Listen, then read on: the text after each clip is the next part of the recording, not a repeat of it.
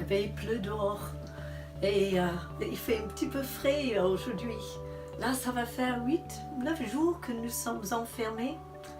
Enfin, c'est toute notre vie. Comment s'organiser, de rester à l'intérieur et pourtant d'avoir ce désir de servir Dieu, de travailler pour lui.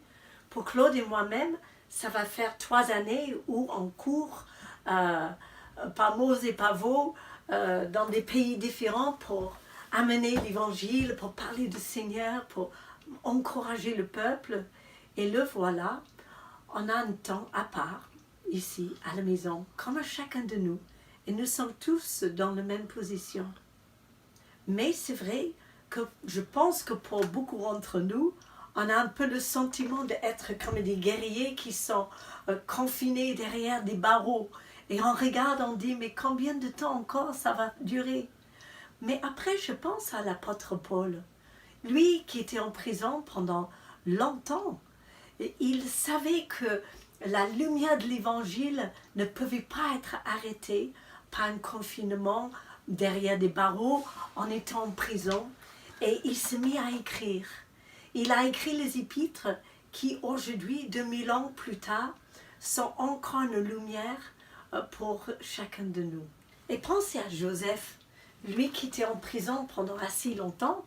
Certainement, il a vraiment pris le temps de développer ses dons spirituels pendant ces années de confinement. Et que le jour où on est venu lui demander d'interpréter un rêve, eh bien, il était prêt. C'est parce qu'il avait aussi cette relation avec Dieu intime et il savait comprendre ce que Dieu voulait lui dire quand il parlait. Pourquoi pas, pour chacun de nous, on peut profiter de ce temps de développer nos dons spirituels. Le soir, quand on se couche pour dormir, on peut demander aussi à Dieu, parle-moi Seigneur. Et le matin, on peut réfléchir par rapport à ce que Dieu nous a donné pendant la nuit. Joseph, aussi une autre chose, c'est que quand il est sorti de prison, il n'est pas sorti de là avec un cœur rempli d'amertume, d'en vouloir le monde entier à cause de ce qu'il a vécu, mais il a considéré plutôt les choses comme un bienfait de la part de Dieu pour apprendre la sagesse et tant d'autres choses. Et que quand il est sorti, il avait un cœur rempli de compassion et de sagesse qui a permis que Dieu, il a pu le promouvoir à la phase suivante de sa vie avec encore plus d'autorité. Alors j'aimerais juste qu'on puisse prier ensemble.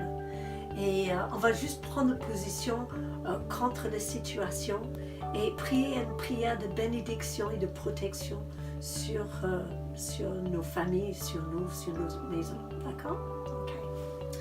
Ben, Seigneur Jésus, je te remercie, Seigneur, pour ton amour infaillible, pour ta grâce immense. Et Seigneur, je sais que là où est ton esprit, il y a aussi ta présence. Seigneur, merci pour ta protection. Je prie sur nos maisons maintenant. Je prie sur nos bien-aimés. Je prie sur toutes les infirmières, tous les médecins, et que tu les protèges, Seigneur. Que tu les accordes tout le matériel nécessaire pour lutter contre ce virus. Seigneur, je prie pour notre gouvernement, pour les autorités, pour que tu les donnes vraiment des bonnes idées et qu'ils puissent prendre des bonnes solutions. Je prie aussi que vous recevrez une révélation de la part de Dieu, spécialement pour chacun de vous, qui va vous fortifier, vous préparer pour que quand on sort de cette situation, eh bien, on sera équipé pour être vraiment utile pour le Seigneur. Et je vous souhaite un bon confinement béni de Dieu. Et je vous dis à bientôt.